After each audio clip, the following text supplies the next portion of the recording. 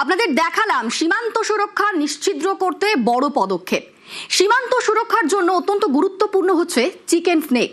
সেই chicken snake এবার নিরাপত্তার বলয়ে।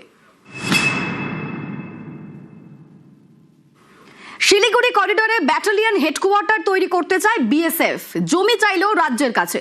উত্তরবঙ্গে পরিকাঠামো তৈরির জন্য 100 একর জমি চায় আইটিবিপিও। প্রস্তাব বিবেচনা করছে রাজ্য সরকার।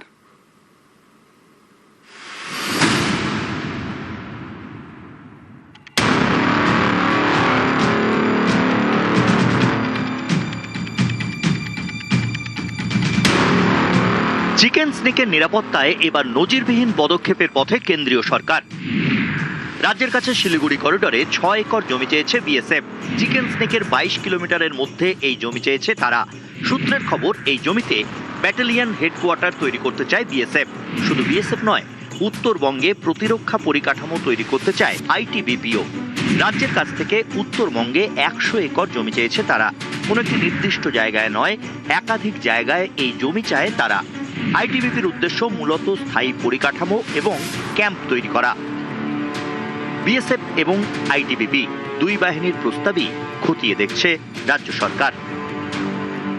রাজ্যে সরকার পরিবর্তনের পরপরই মুখ্যমন্ত্রী শুভেন্দু অধিকারী স্পষ্ট জানিয়েছিলেন যে এবারে সীমান্ত সুরক্ষায় অন্যতম গুরুত্বপূর্ণ জায়গা পাবে এই সরকারের।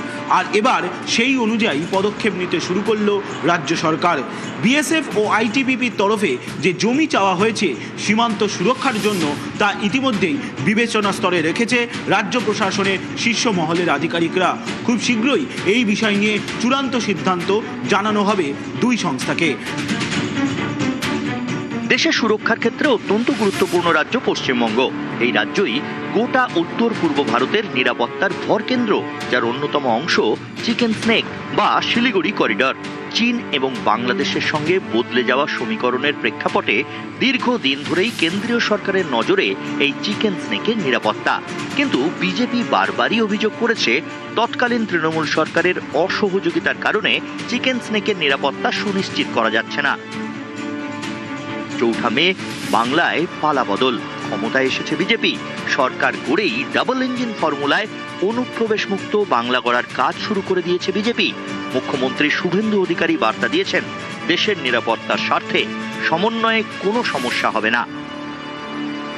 বর্ডারে ডিস্ট্রিক্ট ম্যাজিস্ট্রেটদের পৌরোহিত্যে যে কোঅর্ডিনেশন মিটিং, যাতে বিএসএফ, স্টেট পুলিশ, কাস্টম সহ অন্যান্য সংশ্লিষ্ট বিভাগ যেখানে থাকার কথা, একটাও মিটিং হয়নি।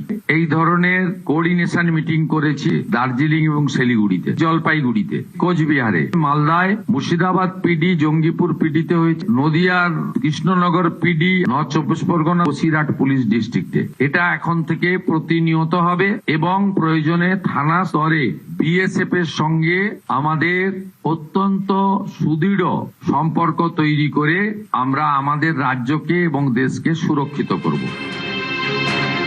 20 মে বিএসএফ এর ডিজি প্রবীণ কুমারের সঙ্গে বৈঠক করেন মুখ্যমন্ত্রী শুভেন্দু অধিকারী। সেদিন থেকেই কাঁটাতারের জন্য জমি হস্তান্তরের প্রক্রিয়া শুরু করে দেয় রাজ্য। বাংলার সীমান্তবর্তী জেলায় কাঁটাতার ও বর্ডার আউটপোস্ট তৈরি করার জন্য আরো 88 একর জমি কেনার অনুমোদন দিয়েছে রাজ্য সরকার। নজরে এবার চিকেন স্নেকের নিরাপত্তা। নিউজ 18 বাংলা।